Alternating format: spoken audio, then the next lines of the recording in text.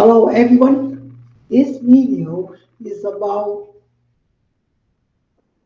Poynting vector, Poynting theorems. Under these theorems, power density can be characterized as a vector. And with this theorem, you can determine the direction of the power flow. For example, if you have a electromagnetic wave, say you have a three-dimensional space.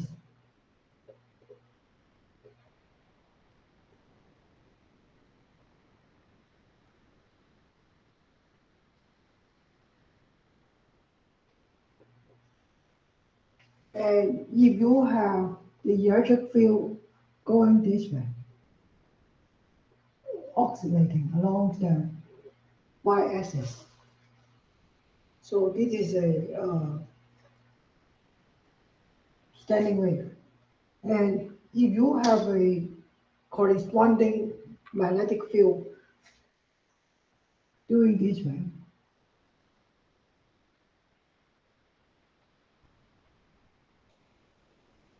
then if you take the any peak along this wave front, we have a E vector pointing upwards. And we have a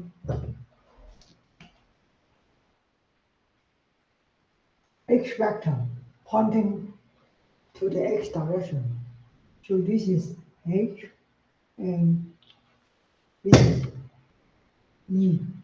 And then by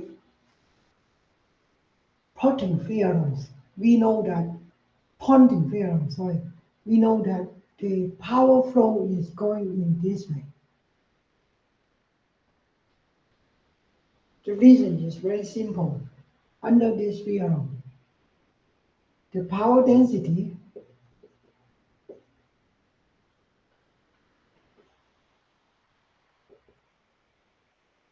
can be characterized as a vector S. And in this case, S is equal to E and then cross product with H. They are all in vector. They are all vector variables.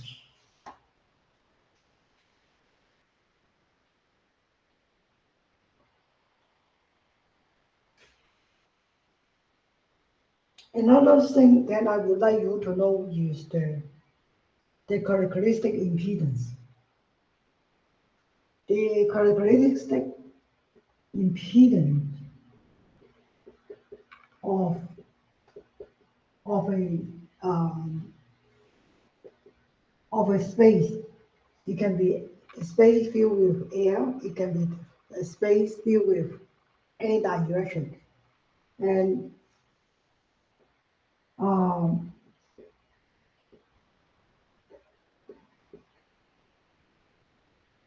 it is given by eta equals to E divided by H, where E here is the magnitude of the electric field.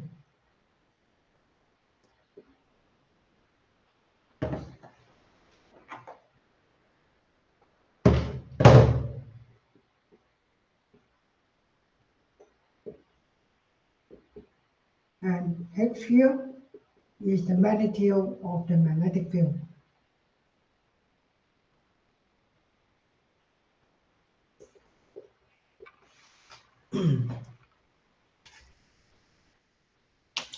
And now the power density here can be defined in any moment along the x along the direction of propagations. So this is the one of the example. And on the other hand, you can also pick another point here, which is not the peak. You can put here, which end up with E x E dash here. And the corresponding magnetic field associated with E dash is here. E say, for example, this is X test. I can also tell based on this figure, the power is actually going this way. So on the other hand, if you have the electromagnetic wave in this format, so this is E, and if the electromagnetic wave goes in this direction, so one thing for sure, I can guarantee to you that the electric field and the magnetic field combination will end you up with a power sending to the left. So in vector form, the formula of Poynting theorems, Poynting vectors will tell us the direction of power flow. On the other hand, in terms of the magnitude, we also know that under this formula, the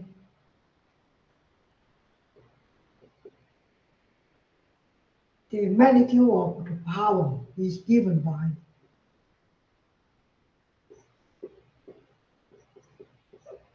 and then sine beta, where beta is the angle between the electric field and the magnetic field.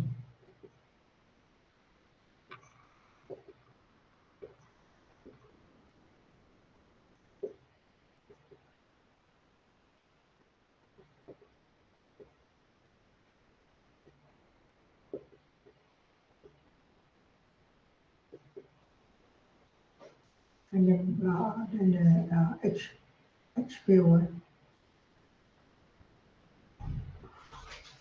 Let me check here. Yeah, that's good enough.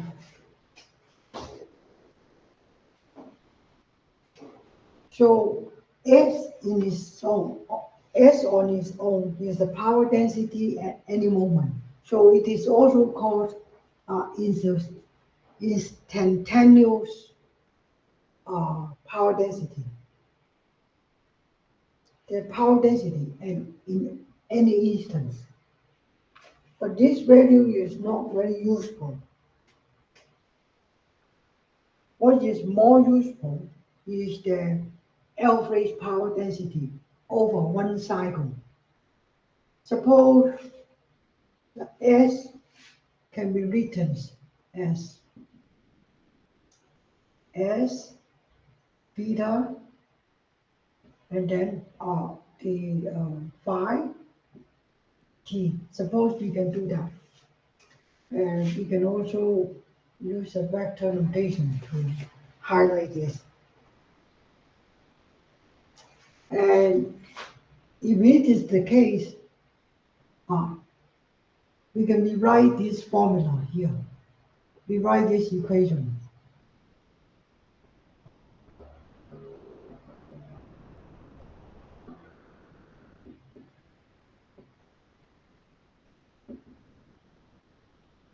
As beta, sorry, phi,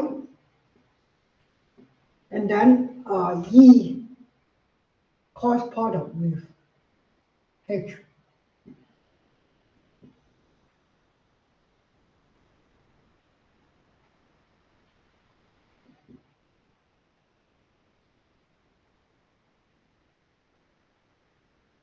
Due to the Maxwell equation, the angle between the electric field and the magnetic field are always, is always 90 degrees. They are always orthogonal with each other.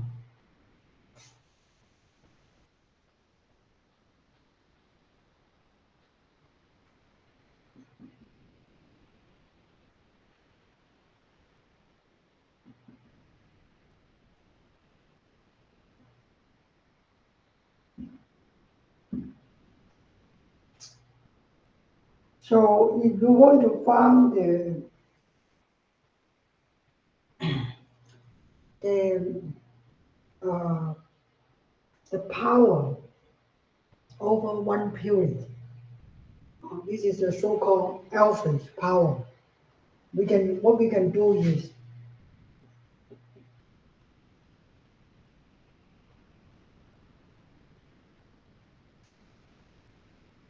we can average power density. We can integrate this function over one cycle. Say, uh, let's say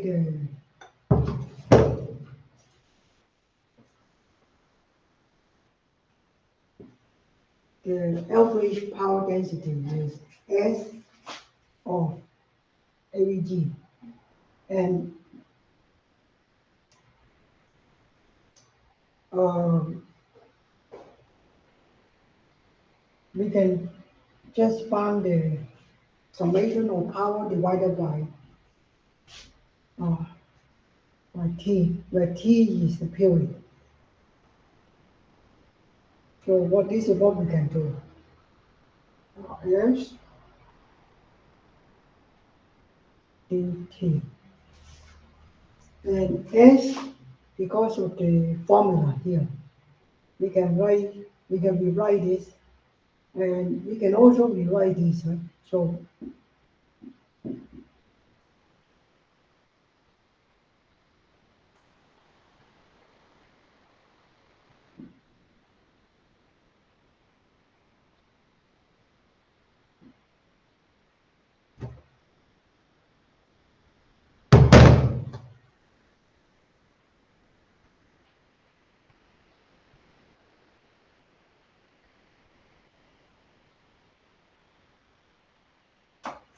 and then dt, yeah, we don't have sine beta here because beta is always 90 degrees.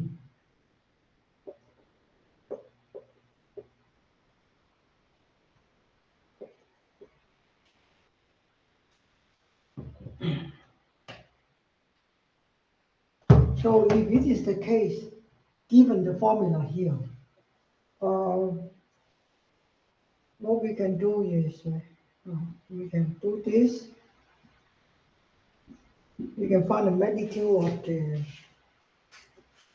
average power. And with this in mind, we know that 1 over t is 0, from 0 to t. And E here is that the magnitude here is going to be E,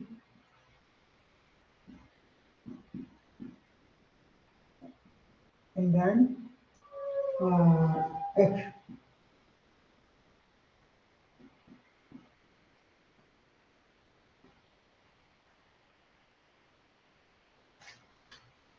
And H, according to this formula here, E, it is equal to this. So based on what you have here,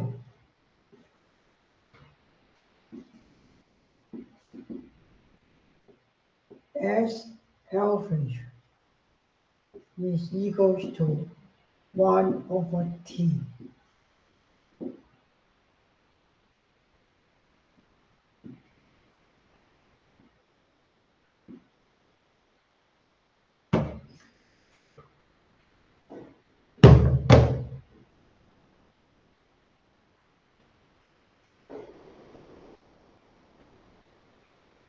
And then divided by dt.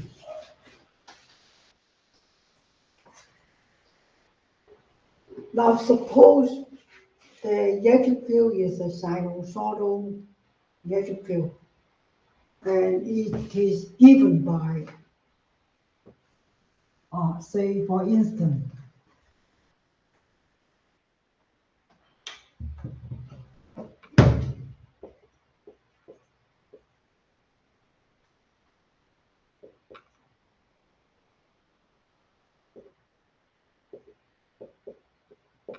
it is given by this value.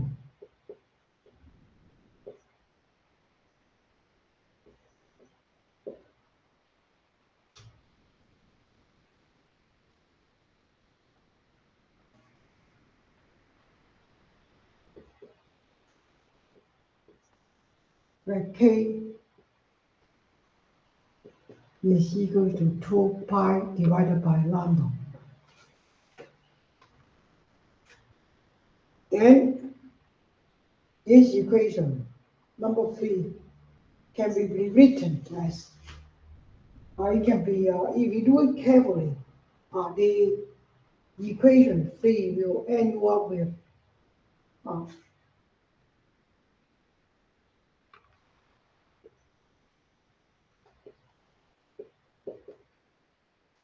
1 over t, and then 0 t, and then this value e, and then cos omega t minus kx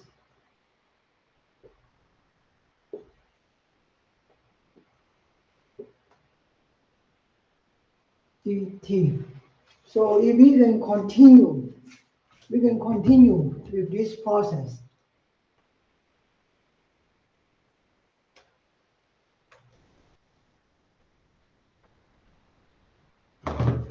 And this will end up with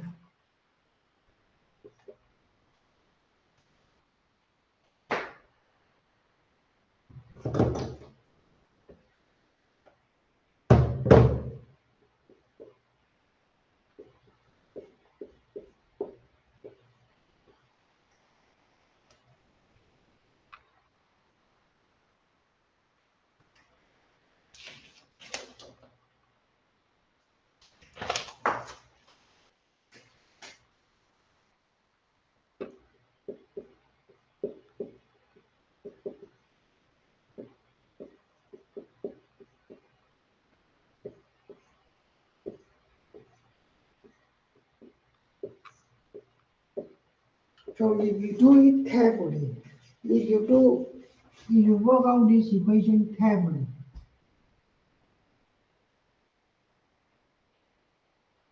then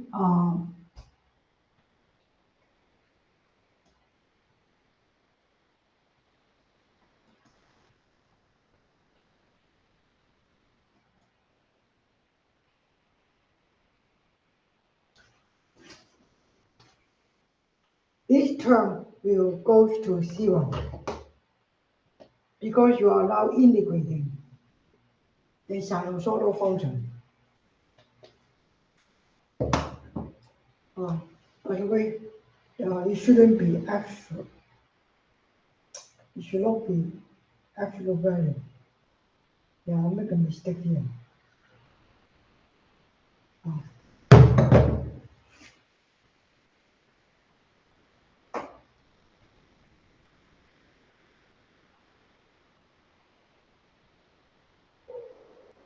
We'll do the absolute value later.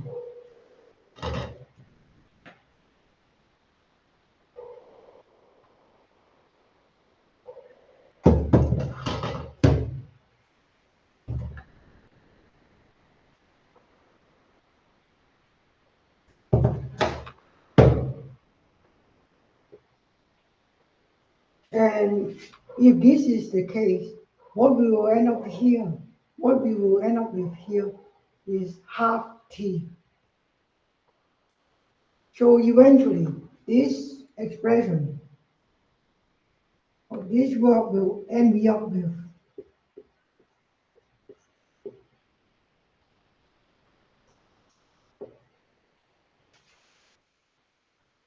the electric field divided by 2 times the characteristic impedance, and this will be the magnitude of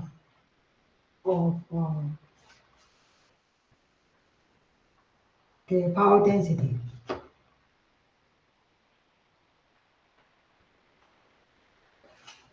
And now we have already got this characteristic, right? the problem is S is the power per unit area. Power density means power per unit area. We want to be able to find the power over an area. The way how we do it is we have this function and we multiply it by an area.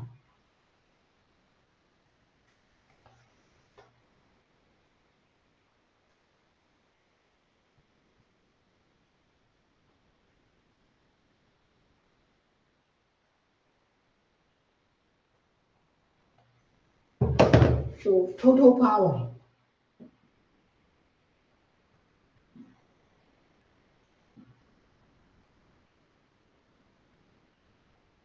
P alpha is equals to S alpha and then times the delta area. Yeah, we don't want to be specific. And for instance, if you have a three-dimensional space,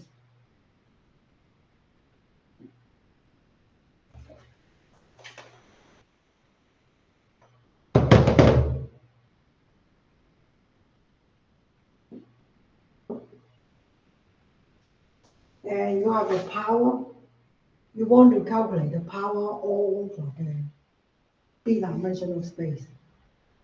So in action, you want to calculate the power.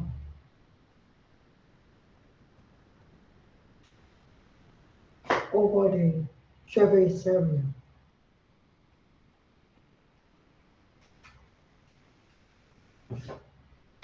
of this sphere.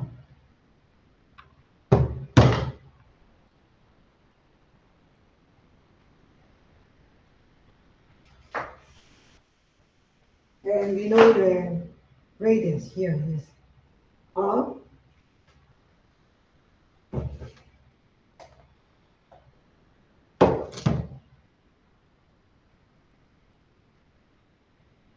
We also know that the perpendicular projection of this vector here will produce an angle here. And this angle is phi.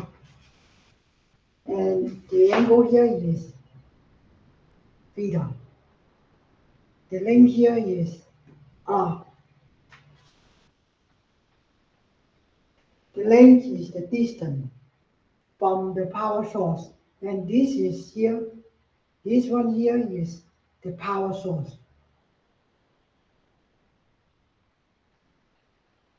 And we let it radiate out to all directions.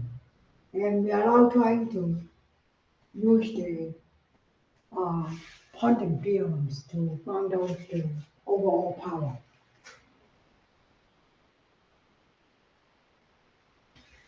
So for to begin with, we need to know what several things. You have an area here. This is supposed to be a rectangular area.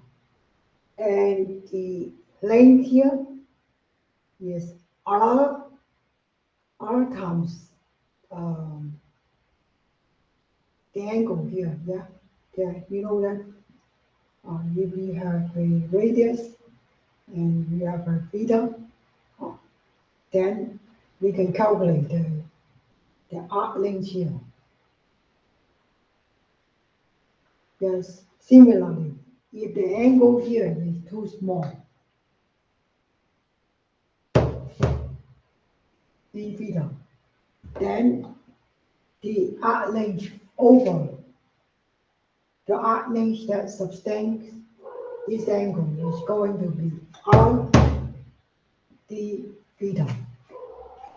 So by the same token, we can apply the same theorem, the same understanding to resolve the area of this little rectangle. And the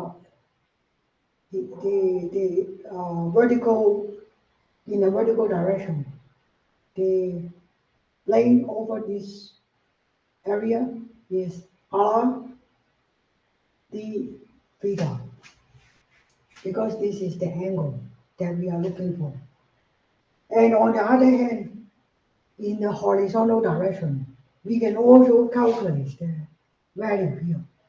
But you have to bear in mind, um, when the theta is 90 degrees, then this value will be maximum. But when theta is 0, say here, then the length here should be 0. So you have the length here given by r d phi. That's correct. The log enough. You also need to multiply this value with a modulating term sine theta. So the area here, say dA, should be equal to r d theta times r d phi and then sine theta. So eventually it is going to be r squared sine theta and then d theta d phi. So now we are going to use this technique to resolve this equation. We are trying to find all the power radiated by the power source in all directions. So what we can do is, we can substitute the value of dA into these equations. So let's continue. We have S average, and then according to this formula, it is r squared d theta d phi. And we want the power, so this is the power density at a particular point, at a particular point.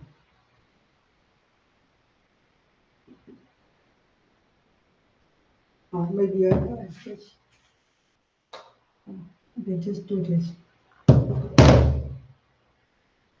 At a particular point.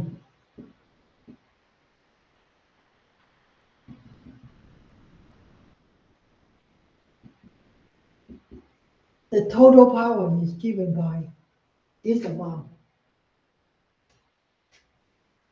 And over a sphere, the total, it's not the total power, it's the power average. The power is given by this amount. And the total power radiated, according to here, should be P, A, G, and then I will say total. Yeah, make it responsible. Yeah, it is equal to S A V and then D A, where A is the total area. So what we can do is we substitute this value here.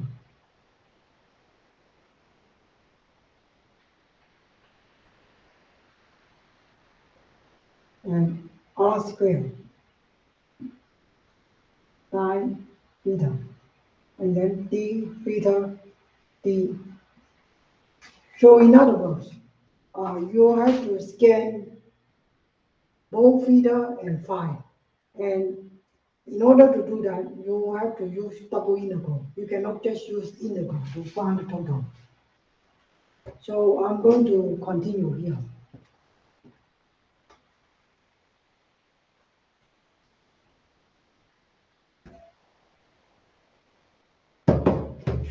So what we have here is double integral, 0 pi and 0 to pi.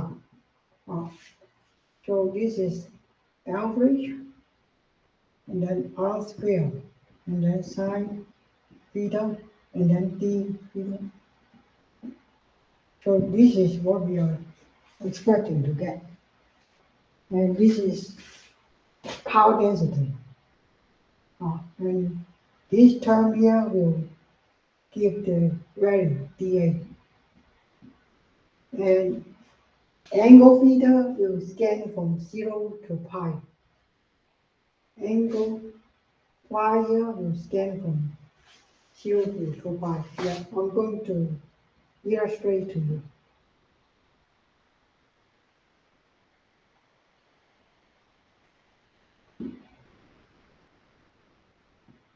So you have a vector here.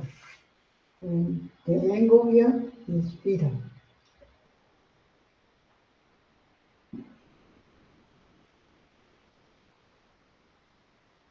The angle here is phi.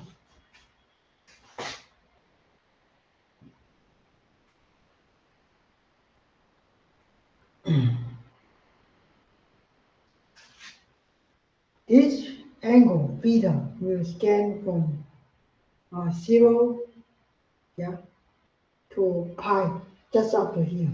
We don't need to do it in the opposite direction. But on the other hand, to get the to get all the direction, right, we need to scan phi from 0 to 2 pi. So 0 is here, 2 pi will be here. So this is the way how we work out the total power.